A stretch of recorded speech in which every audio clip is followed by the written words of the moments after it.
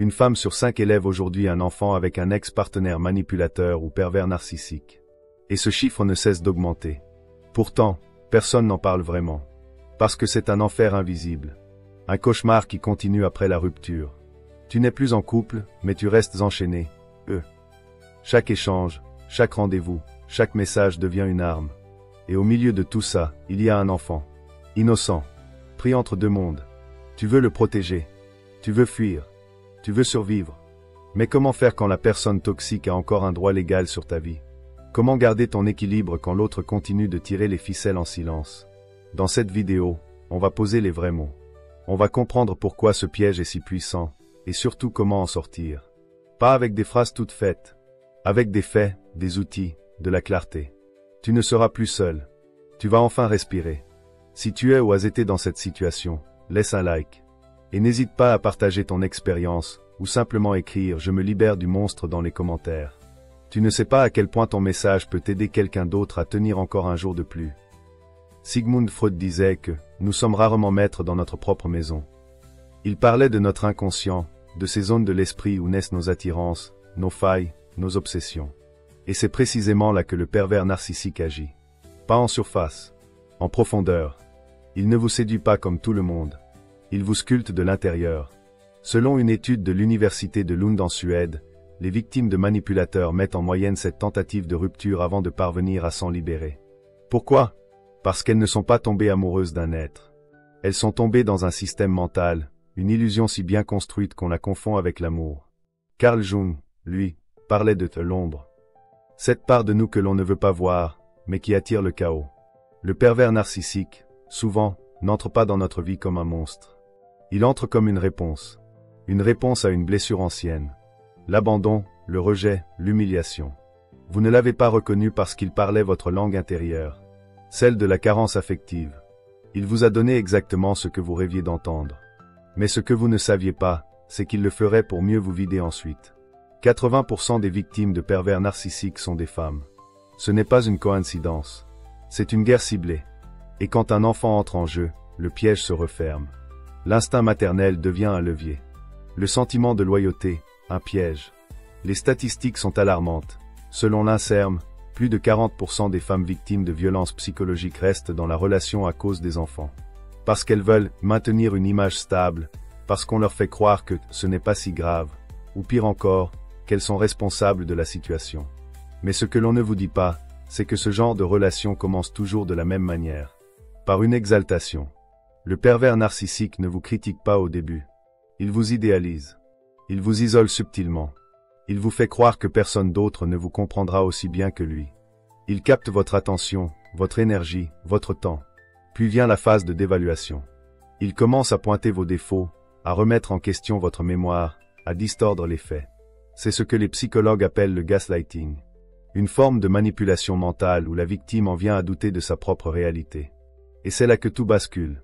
Marc Aurèle écrivait « Si vous êtes affligé par une chose extérieure, la douleur n'est pas due à la chose elle-même, mais à votre perception, et vous avez le pouvoir de la révoquer à tout moment. » Mais comment révoquer une perception qui a été façonnée, jour après jour, par un maître de la distorsion? Beaucoup pensent que l'amour rend aveugle. En réalité, l'amour rend vulnérable. Et dans les mains d'un pervers narcissique, cette vulnérabilité devient une arme contre vous. La psychologie moderne reconnaît que ces relations fonctionnent comme une addiction.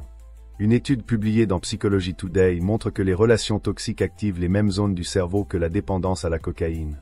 Les bonnes phases vous donnent un shoot de dopamine, et les phases de rejet vous vident, mais vous incitent à revenir encore plus fort, dans l'espoir de retrouver la sensation initiale. On ne tombe pas amoureux d'un pervers narcissique. On devient accro à une version de nous que l'on croit meilleure à ses côtés. Et c'est ce qui rend la rupture si complexe. Ce n'est pas une séparation. C'est une désintoxication. Un sevrage émotionnel. Et personne ne vous prépare à ça. Ce que l'on vous cache aussi, c'est que le pervers narcissique n'est pas fou. Il est hautement fonctionnel. Il sait ce qu'il fait. Il planifie. Il calcule. Il teste vos limites. Et chaque concession que vous faites, chaque excuse que vous trouvez, chaque silence que vous gardez, renforce sa stratégie. Il vous regarde non pas avec amour, mais avec analyse. Il ne cherche pas à vous comprendre, mais à vous contrôler. Et plus vous l'aimez, plus il gagne. La psychiatre Marie-France Irigoyen, référence mondiale sur le sujet, affirme que ces manipulateurs se construisent une identité à travers la destruction de l'autre. C'est un vampirisme psychique. Et vous ne le réalisez souvent qu'une fois que vous n'avez plus rien. Plus de joie, plus d'énergie, plus de clarté. Et souvent, un enfant au milieu, témoin impuissant de cette lente érosion.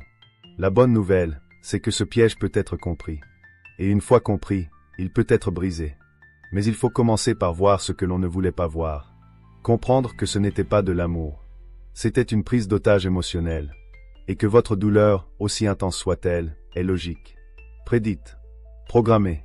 Rompre avec un pervers narcissique, surtout quand un enfant est impliqué, n'est pas un acte simple. C'est un acte héroïque. Et comme tout héros, vous allez devoir traverser des ombres. Mais vous n'êtes pas seul. D'autres l'ont fait. D'autres s'en sont sortis. Et vous allez découvrir comment. Quand on devient parent, quelque chose bascule.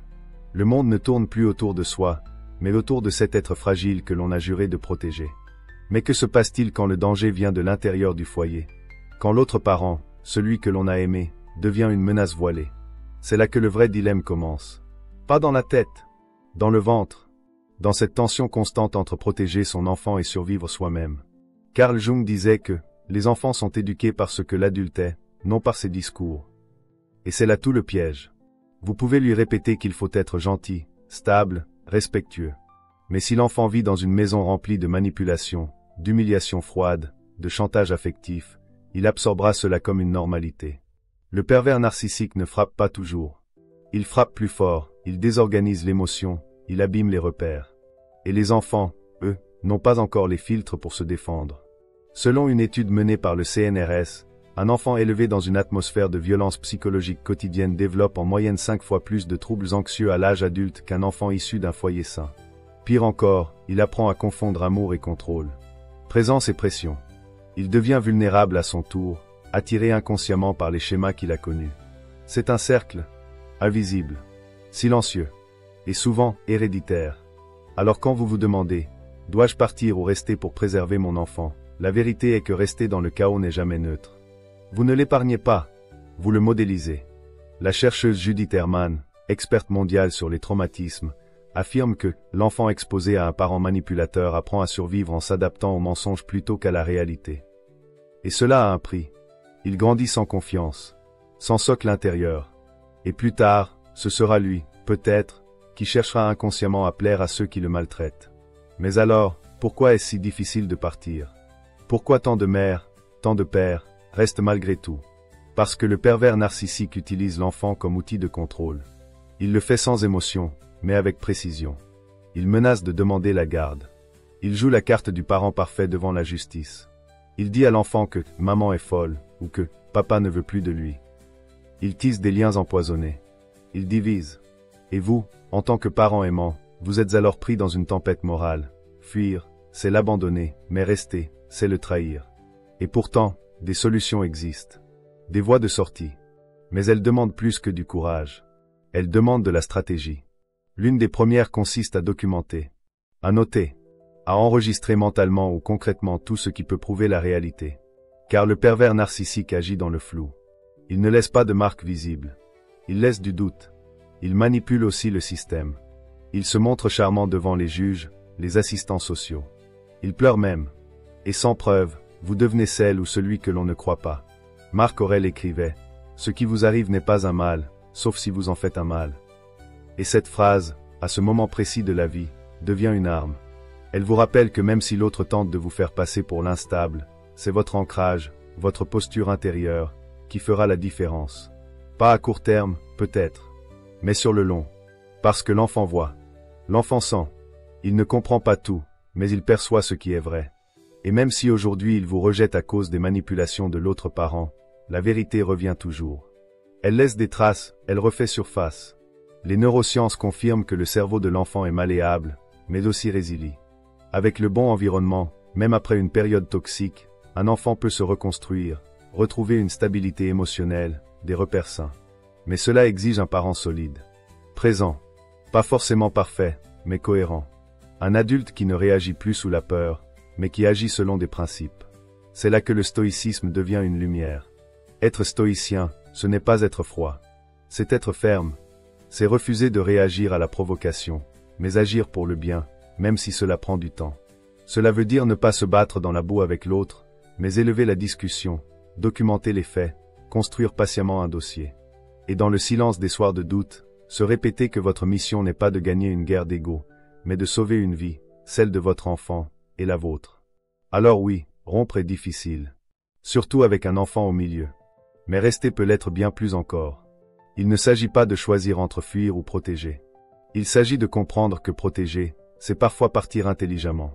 Pas dans le chaos, pas dans la colère, mais dans une stratégie lente, déterminée, éclairée. Le pervers narcissique ne supporte qu'une chose, que vous deveniez maître de votre esprit. C'est là qu'il perd tout pouvoir. Il y a un moment dans cette lutte où l'on comprend que l'ennemi n'est pas seulement l'autre. Il est en nous, dans nos émotions, dans nos réactions, dans notre besoin de justice immédiate. Le pervers narcissique l'a très bien compris. Il ne cherche pas forcément à vous vaincre par la force, mais à vous faire réagir, à déclencher en vous ce chaos qu'il a subtilement semé. C'est là que le stoïcisme entre en scène. Non pas comme une philosophie froide, mais comme une arme intérieure. Un rempart, une stratégie mentale. Épictète, esclave affranchi devenu philosophe, enseignait que ce qui trouble les hommes, ce ne sont pas les choses, mais les jugements qu'ils portent sur ces choses. C'est simple en apparence, mais dans une guerre psychologique, c'est révolutionnaire. Parce que vous ne contrôlez pas ce que l'autre fera, dira, inventera. Mais vous pouvez apprendre à contrôler ce que cela déclenchera en vous. Et à partir de là, tout change. Ce que le pervers narcissique attend de vous, c'est une réaction. Une perte de contrôle. Un cri. Une colère. Une faiblesse qu'il pourra exploiter. Il vous provoque parce que chaque réaction est une preuve. Une arme qu'il retourne contre vous. Mais si vous ne réagissez pas comme prévu, vous brisez le jeu. Une étude de la Harvard Medical School a démontré que les personnes capables de réguler leurs émotions dans les conflits familiaux obtiennent 71% de résultats positifs en plus lors de procédures judiciaires. Ce n'est pas une question d'émotion refoulée. C'est une question de posture. Et le stoïcisme vous apprend exactement cela, la posture. La verticalité. Rester droit quand l'autre s'effondre dans ses propres manipulations. Sénèque écrivait, « Ce n'est pas parce que les choses sont difficiles que nous n'osons pas, c'est parce que nous n'osons pas qu'elles sont difficiles. Ce que vous vivez est difficile, oui. Mais ce n'est pas impossible. Vous pouvez apprendre à devenir imperméable. Pas insensible, mais imperméable à la destruction mentale. Le stoïcien ne fuit pas la réalité. Il la regarde en face. Il sait que la douleur fait partie du chemin. Que l'adversité révèle la puissance d'une âme. Et vous êtes précisément à ce croisement. Celui où vous décidez de ne plus vous effondrer pour l'autre. De ne plus être manipulable, même dans la tempête. Il y a un phénomène neurologique fondamental ici, la plasticité cérébrale. Chaque fois que vous réagissez de façon calme à une provocation, vous redirigez les circuits neuronaux de votre cerveau. Vous créez de nouveaux automatismes émotionnels. Et vous désactivez les anciens. C'est prouvé. Le cortex préfrontal, qui régule les décisions, se renforce à chaque fois que vous choisissez la raison plutôt que l'impulsion. Cela veut dire que même si aujourd'hui vous tremblez encore face aux mots de l'autre, demain, vous serez plus stable. Et après-demain, inébranlable. Mais ce travail n'est pas passif. Il est actif. Il faut s'y engager. Commencez par des mantras, par des rappels. Se lever chaque jour avec une direction intérieure. Épictète disait à ses élèves, commencez chaque jour en vous demandant, quelles humiliations vais-je subir aujourd'hui? Non pas pour les subir passivement, mais pour s'y préparer mentalement, et ainsi ne jamais être pris de court. Vous savez que le pervers narcissique reviendra, manipulera, testera vos limites. Le savoir vous libère. Cela vous rend stratégique. Dans les tribunaux, dans les discussions parentales, dans les échanges de garde, vous ne gagnerez pas avec des émotions. Vous gagnerez avec de la constance. Du calme. Une ligne claire. Un regard qui ne s'éteint pas. Et ce calme, ce n'est pas de la faiblesse. C'est une force terrifiante pour celui qui cherche à vous détruire. Parce qu'il ne comprend que la domination, et vous lui offrez une souveraineté. Il joue aux échecs émotionnels, mais vous êtes déjà au coup d'après. Pas parce que vous êtes meilleur, mais parce que vous êtes ancré. Le stoïcisme, c'est aussi cela, revenir à ce que vous contrôlez. Vos actes, vos décisions, vos mots, l'éducation que vous offrez à votre enfant. Ce que pense l'autre, ce que les autres croient, ce qu'ils racontent de vous, vous n'avez aucun pouvoir là-dessus. Alors pourquoi vous y attachez? Pourquoi vous épuisez à corriger chaque mensonge? La vérité, elle, ne crie pas. Elle s'impose avec le temps. Et votre enfant, même manipulé aujourd'hui, verra. Peut-être pas cette année. Mais dans quelques années, il se souviendra de votre calme, de votre dignité, de votre force tranquille. Et c'est cela qui fera la différence. Rompre avec un pervers narcissique, c'est entrer dans une guerre sans honneur. Mais avec le stoïcisme, vous ne jouez plus selon ses règles. Vous créez votre propre terrain. Et chaque jour où vous agissez avec droiture, calme et clarté, vous vous libérez un peu plus de son emprise. On croit souvent que les chaînes d'une relation toxique sont invisibles. En réalité, elles sont bien visibles à l'intérieur de votre cerveau. Les neurosciences nous montrent aujourd'hui, avec une précision terrifiante, comment un pervers narcissique vous rend dépendant, non pas avec des coups, mais avec une mécanique émotionnelle millimétrée. Ce n'est pas une métaphore. C'est un fait biologique. Votre cerveau est piraté. Les IRM fonctionnels ont révélé que dans les relations marquées par l'ascenseur émotionnel, ces alternances de chaleur et de rejet, de compliments puis d'humiliation, le système de récompense du cerveau est activé comme lors d'une prise de cocaïne. Oui, exactement les mêmes zones, le noyau accumbens, l'aire tegmentale ventrale. Chaque fois que l'autre vous donne un peu de reconnaissance, après vous avoir ignoré ou rabaissé, votre cerveau enregistre une récompense. Et cette récompense devient une quête. Vous ne cherchez plus l'amour. Vous cherchez à retrouver cette minuscule dose de soulagement qui calme votre douleur, pour un moment seulement. C'est ça, l'addiction émotionnelle.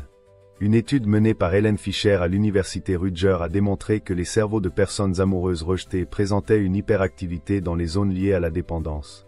Cela explique pourquoi vous retournez vers lui. Pourquoi vous doutez de vous. Pourquoi, même après tout ce qu'il vous a fait, une part de vous espère encore qu'il change, qu'il revienne, qu'il vous comprenne. Ce n'est pas de la faiblesse. C'est une programmation neurologique. Le pervers narcissique, qu'il en ait conscience ou non, exploite ces mécanismes. Il dose. Il retire sa présence au bon moment. Il revient quand vous êtes sur le point de craquer. Il sait que vous êtes plus vulnérable quand vous êtes fatigué, isolé, confuse. Il crée cette fatigue. Il vous isole. Il vous fait douter de tout. Et votre cerveau, en état de stress chronique, devient moins capable de discernement. Le cortisol, l'hormone du stress, prend le dessus. Le cortex préfrontal, celui qui permet les décisions rationnelles, se met en veille. Vous devenez émotionnel, réactive, instable. Et lui, il se nourrit de cela. Freud disait que le moi n'est pas maître dans sa propre maison. C'est ce que prouve la science aujourd'hui. Vous pouvez être brillante, forte, indépendante, et malgré cela, piégée. Parce que ce piège est chimique. Le cerveau du traumatisme répète sans cesse les mêmes boucles, cherchant à résoudre ce qui n'a pas été compris.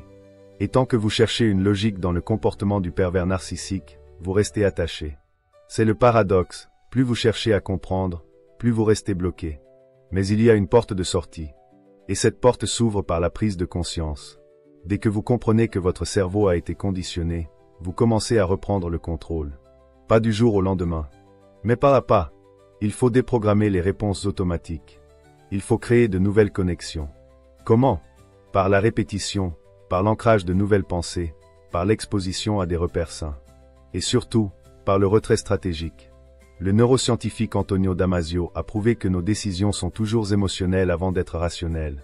Cela signifie que si vous restez dans un environnement où vos émotions sont constamment manipulées, vous ne pourrez jamais prendre une décision claire. Vous devez sortir, même symboliquement. Créer un espace, un temps de recul, un silence, car c'est dans ce silence que la chimie du cerveau se rééquilibre. C'est dans ce vide que vous commencez à réapprendre à penser par vous-même. C'est aussi dans ce vide que l'enfant, lui, commence à respirer. Car il est touché par les mêmes mécanismes. Son cerveau en développement est encore plus perméable à l'instabilité émotionnelle. Il apprend à se suradapter, à deviner les humeurs, à être hypervigilant. Cela s'appelle un attachement désorganisé, et cela peut suivre une personne toute sa vie. Mais ce n'est pas une fatalité. Le simple fait qu'un parent devienne stable émotionnellement peut suffire à inverser la trajectoire. Et cela commence par vous. Marc Aurèle disait, « Le bonheur de votre vie dépend de la qualité de vos pensées. » Et aujourd'hui, la science le confirme. Changer vos pensées, ce n'est pas juste une posture philosophique. C'est un reformatage cérébral. Vous pouvez entraîner votre cerveau à ne plus répondre à la manipulation, à ne plus croire aux fausses promesses, à se méfier des discours brillants qui ne sont jamais suivis d'actes. Ce que vous nourrissez en vous deviendra votre nouvelle réalité. Et cela commence par refuser d'être enchaîné à ce que vous ne contrôlez pas. Vous ne pouvez pas changer un pervers narcissique. Mais vous pouvez désactiver son pouvoir. Et cela ne se fait pas en criant, ni en suppliant. Cela se fait dans le silence intérieur, dans la discipline mentale, dans la répétition de vérités simples mais puissantes. Je n'ai pas besoin de sa validation. Je ne suis pas folle. Je suis en train de me libérer. Ce que la science révèle, c'est que vous n'êtes pas cassé. Vous avez été piraté. Et tout piratage peut être neutralisé si vous changez le système. Votre système. À ce stade, vous savez que vous êtes dans une guerre. Mais ce n'est pas une guerre où l'on brandit des armes. C'est une guerre d'usure. Une guerre psychologique. Et face à un pervers narcissique, toute attaque frontale est une erreur. Parce qu'il n'attend que ça. Vous faire sortir de vous-même. Vous piéger dans la réaction. Vous faire passer pour l'instable, l'agressive, la folle. Ce n'est pas un adversaire direct. C'est un joueur d'échecs. Et si vous jouez sur son terrain, il a déjà gagné. C'est pourquoi la stratégie la plus puissante n'est pas visible. Elle est intérieure, chirurgicale, patiente. Et surtout, impossible à détecter par celui qui croit tout contrôler. Le premier levier, c'est le silence stratégique. Le philosophe stoïcien Musonius Rufus disait que celui qui est en colère perd immédiatement tout pouvoir. Alors vous ne criez plus. Vous ne vous justifiez plus. Vous cessez de donner des armes. Vous devenez lisse, factuelle, épuisante de neutralité. Il vous provoque. Vous répondez par des faits. Il ment. Vous notez. Vous archivez. Vous construisez un dossier, pas une vengeance. Plus vous êtes cohérente, plus il s'agite. Parce qu'il ne comprend que la confusion, la peur, la perte de contrôle. Et vous lui retirez peu à peu ses leviers. Ce n'est pas de la faiblesse. C'est de la domination silencieuse. Une étude publiée dans The Journal of Family Psychology montre que dans les conflits familiaux toxiques, la personne qui garde une communication stable et dépersonnalisée est perçue comme plus crédible par les institutions, même lorsque l'autre joue la victime ou le parent modèle. Il y a aussi l'arme du Grey Rock, la méthode du rocher gris.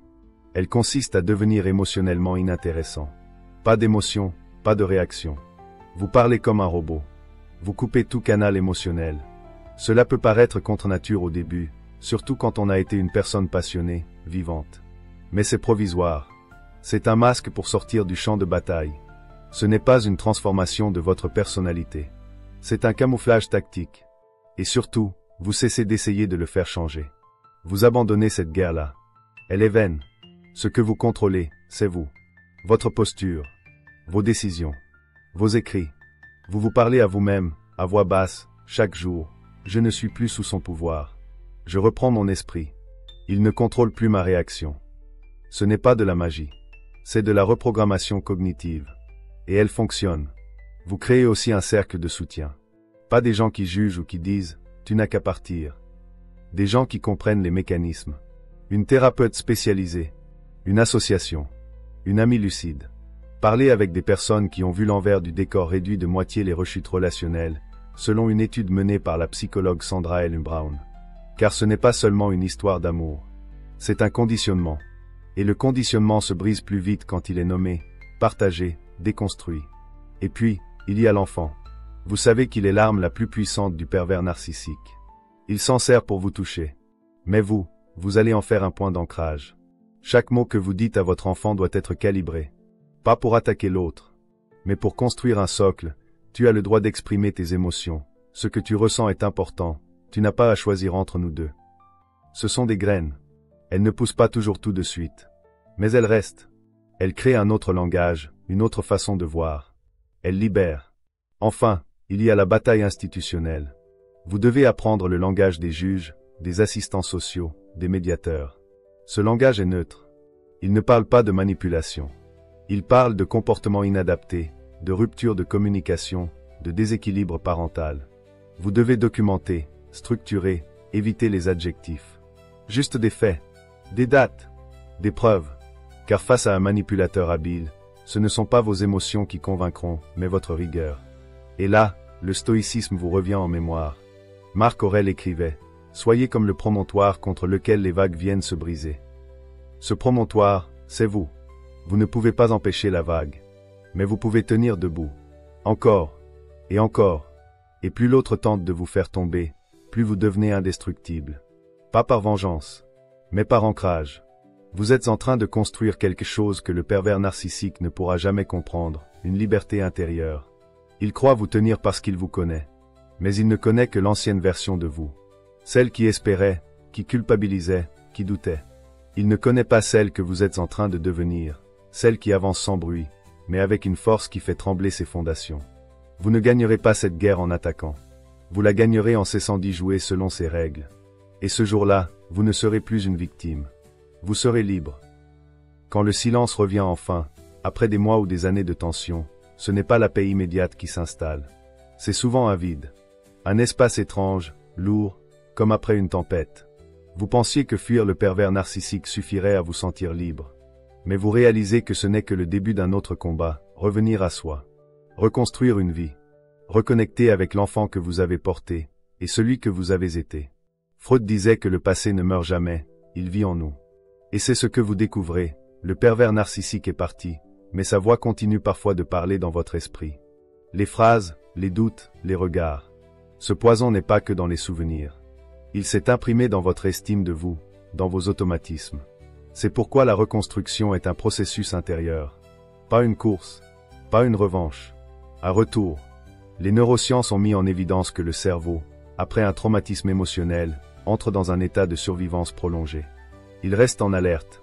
Il attend l'agression suivante. Même quand elle ne vient plus. Cela explique pourquoi, même après la rupture, vous pouvez ressentir de la peur sans raison, une fatigue écrasante, une hypersensibilité. C'est normal. Votre système nerveux est en train de désapprendre la terreur. Et cela prend du temps.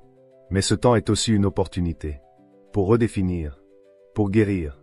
Et surtout, pour transmettre autre chose à votre enfant. Parce qu'il a vu, senti, absorbé, même si vous avez voulu le protéger. Et maintenant, il vous regarde. Il vous écoute. Il vous imite. Pas dans vos paroles. Dans votre énergie. Dans votre manière d'exister.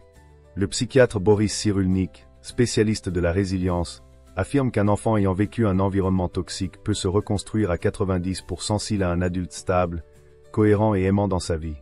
Une seule figure saine suffit parfois à inverser des années de confusion. Vous êtes cette figure. Vous n'avez pas besoin d'être parfaite. Juste présente. Juste claire. Juste honnête.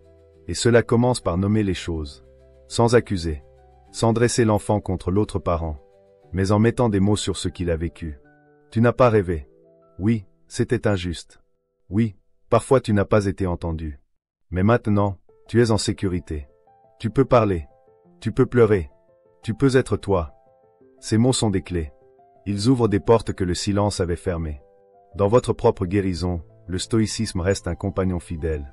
Pas pour nier la douleur, mais pour l'élever. Marc Aurèle écrivait « Ce qui entrave l'action devient l'action ». Ce que vous avez vécu peut devenir une puissance. Un levier. Pas pour vous venger. Pour éclairer. Vous allez devenir ce que l'autre ne sera jamais, un repère. Un modèle. Un phare dans la brume. Et pas seulement pour votre enfant. Pour ceux qui vous entourent. Pour ceux qui traversent ce que vous avez vécu. Parce que maintenant, vous savez. Vous saurez aussi reconnaître les signaux. Ceux que vous n'avez pas vus autrefois. Vous saurez dire non.